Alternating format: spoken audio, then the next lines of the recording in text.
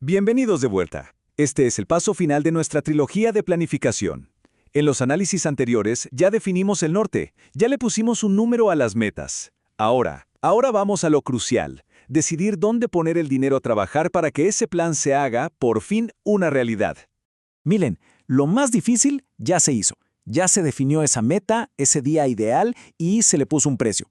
Pero ahora uno se sienta frente a la pantalla de la plataforma de inversión y puede aparecer ese pánico. Hay miles de opciones. ¿Qué se supone que hay que comprar? Bueno, hoy vamos a responder justo esa pregunta, con un mapa muy claro para tomar esa decisión. Pero momento, antes de empezar, un aviso que es vital y que nos tomamos muy en serio. Este material es 100% educativo. Ojo, esto no es bajo ningún punto de vista una recomendación de inversión. Invertir siempre conlleva riesgos, y es fundamental recordar que los resultados del pasado jamás, pero jamás, garantizan lo que pasará en el futuro. La responsabilidad final es de cada uno. Ok, este es nuestro mapa para hoy. Vamos a empezar con un modelo de decisión clave, el triángulo del éxito. Después, lo vamos a aplicar a 3 horizontes de tiempo, usando 3 metáforas para que todo quede más simple. El estacionamiento, el motor híbrido y el constructor. Y al final, cerramos con una regla de oro que lo resume absolutamente todo. ¿Listos? ¡Vamos! Muy bien. Para evitar esa parálisis frente a la pantalla de inversión, se necesita un modelo mental, ¿cierto? Una especie de brújula. Aquí lo llamamos el triángulo del éxito. Y créanme, este marco de 3 partes es la clave para alinear nuestras metas con el vehículo de inversión correcto. El triángulo del éxito, aunque suena sofisticado, es súper simple pero muy poderoso.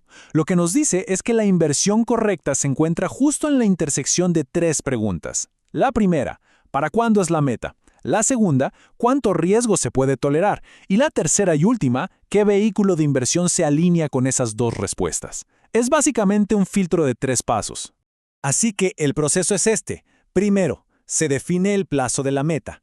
Segundo, se entiende bien el perfil de riesgo, que es algo que ya exploramos en los análisis anteriores. Y tercero, solo al final, se elige el activo que calza perfecto con esos 2 puntos.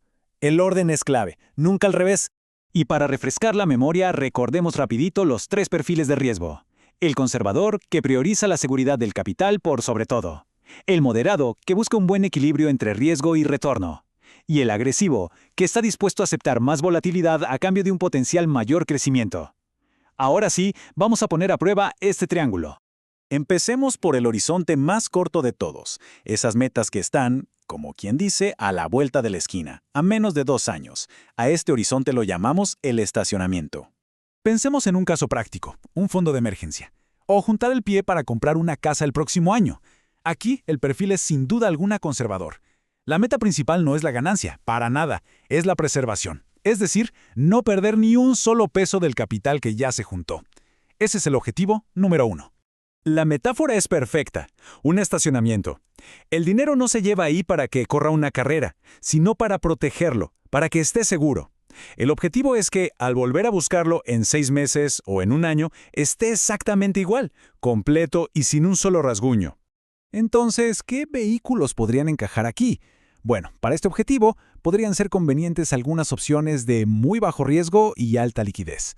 Podríamos pensar en instrumentos de renta fija de muy corto plazo, o depósitos a plazo, o quizá fondos money market. Todos estos comparten una característica clave. Su prioridad absoluta es la estabilidad, no el crecimiento. Y los datos históricos lo confirman. Fíjense en este número que sale de un estudio de UBS. En 125 años, los activos, que son como tener efectivo, rentaron un 3.4% anual. ¿Y eso qué significa? Que apenas le ganaron a la inflación. Su trabajo no es generar riqueza, es simplemente no perder valor. Bien, pasemos al siguiente horizonte, el mediano plazo. Metas que están entre 2 y 7 años. Aquí la cosa se pone más interesante. A este le llamamos el motor híbrido. Un caso súper clásico, juntar dinero para la universidad en 5 años. Aquí el perfil de riesgo es modelado. Ya no nos basta con preservar el capital. Ahora la meta es lograr un crecimiento real, o sea, por encima de la inflación, pero manteniendo el riesgo bajo control. Se busca un equilibrio. Y la metáfora del motor híbrido lo explica perfecto. Se necesita una parte del portafolio que actúe como ese motor estable y confiable, la base segura para el día a día. Pero también se necesita ese impulso extra, como el motor eléctrico de un auto, para poder acelerar y ganarle a la inflación. Para lograr esto, un portafolio mixto quizás sea una opción a considerar. ¿Qué significa esto? Combinar dos mundos. Por un lado, una base sólida de renta fija, que básicamente son préstamos a gobiernos o empresas que pagan un interés conocido. Y por otro, una porción de renta variable, como acciones, que nos hacen dueños de una pequeña parte de una empresa, dándole ese potencial de crecimiento que buscamos. Y llegamos al horizonte de largo plazo, el de 7, 10 años o más. Aquí, amigos, es donde se construye la verdadera riqueza. Este es el territorio de El Constructor. Aquí ya estamos hablando de metas como la jubilación o de ese día ideal que planeamos a 15 o 20 años en el futuro. El perfil ideal aquí es el agresivo. ¿Y por qué? Porque el tiempo está de nuestro lado, y el tiempo es el mejor antídoto que existe contra la volatilidad del mercado, lo que nos permite enfocarnos en una sola meta, maximizar el crecimiento. Para este tipo de meta, se podrían considerar vehículos de crecimiento. Aquí entran, por ejemplo, los fondos indexados o ETFs, que son como canastas que compran cientos de empresas a la vez, replicando un mercado entero. O también acciones de empresas individuales. En ambos casos, el requisito es tener la tolerancia para soportar la volatilidad que habrá en el camino. Y aquí está el dato más potente de todo este análisis. Fíjense bien en estos números, que cubren 125 años de historia. Las acciones globales han entregado un retorno promedio anual de 9.7%. Los bonos, un 4.6%, y el efectivo, un 3.4%. La diferencia es simplemente abrumadora. ¿Y por qué? Porque las acciones representan ser dueños de una parte de la economía real, del ingenio y el crecimiento humano. La historia demuestra que a largo plazo, el mercado ha recompensado, y muy generosamente, a quienes asumen ese riesgo. Y para reforzar este punto, ahí va una cita de uno de los mejores inversionistas de la historia, Peter Lynch. Desde una perspectiva histórica, es innegable que las acciones son una inversión más rentable que la deuda. Clarísimo, los datos no mienten. Después de haber visto todo esto, podemos destilarlo todo en una sola idea.